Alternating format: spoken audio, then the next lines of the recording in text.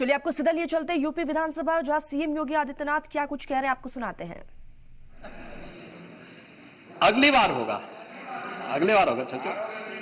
अरे आप चिंता मत करिए, देख लेना अगली बार तो नहीं रहे, बहुत ज्यादा रहे।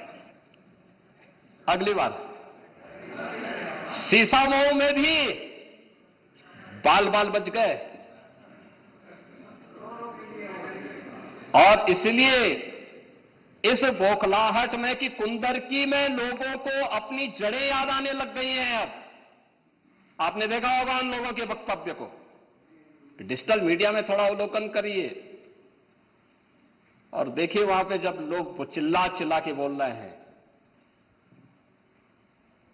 कि इन विदेशियों से पिंड छुड़ाना है,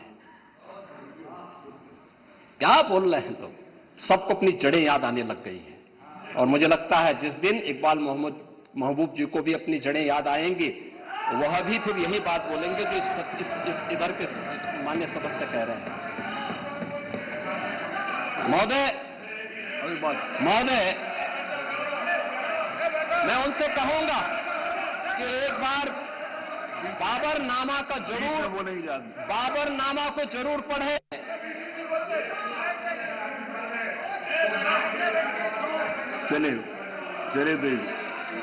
चलिए वो जो बात कही बाबरनामा को जरूर एक बार पढ़ें आप। मंत्री जी बोले, आप प्लीज बैठे। चलो आप दे देना जब अवसर हो। बाबरनामा को एक बार पढ़ें आप बैठे।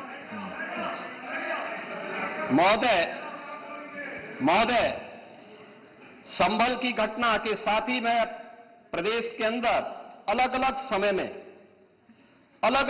में जो दंगे अलग अलग समय में हुए हैं। 1972 में आगरा में दंगा हुआ, 19 लोग मरे थे। आजमगढ़ में 1972 में दंगा हुआ, 3 लोग मरे थे। बहराइच में 1973 में दंगा हुआ, 1 व्यक्ति की मौत हुई थी। गोंडा में 1973 में दंगा हुआ, 1 व्यक्ति की मौत हुई। प्रयागराज में 1973 में एक दंगा हुआ, 2 लोगों की मौत हुई। मेरठ में 1973 में दंगा हुआ, 8 लोगों की मौत हुई। आगरा में फिर 1974 में दंगा हुआ, 1 व्यक्ति की मौत हुई। पीलीभीत में 1974 में दंगा हुआ, 3 लोगों की मौत हुई। कानपुर में 1975 में दंगा हुआ, 2 लोगों की मौत हुई। मुरादाबाद में 1976 में दंगा हुआ, 3 लोगों की मौत हुई। बहराइच में 1976 में फिर दंगा हुआ, 3 लोगों की मौत हुई। बुलंदशहर में 1977 में दंगा हुआ, 2 लोगों की मौत हुई। वाराणसी में 1977 में दंगा हुआ, 8 लोगों की मौत हुई। मुरादाबाद में 1978 में दंगा हुआ, 19 लोगों की मौत हुई। अलीगढ़ में 78 में दंगा हुआ, 21 लोगों की मौत हुई। ये लगातार मैं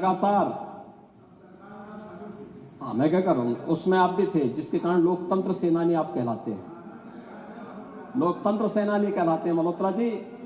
उसी के नाम पर आप लोग मैं क्या कर रहा हूं, ये दंगे हुए हैं, मैं उन दंगों के बारे में बोल रहा हूं जिन दंगों के कारण लगातार माहौल खराब हुआ है प्रदेश का।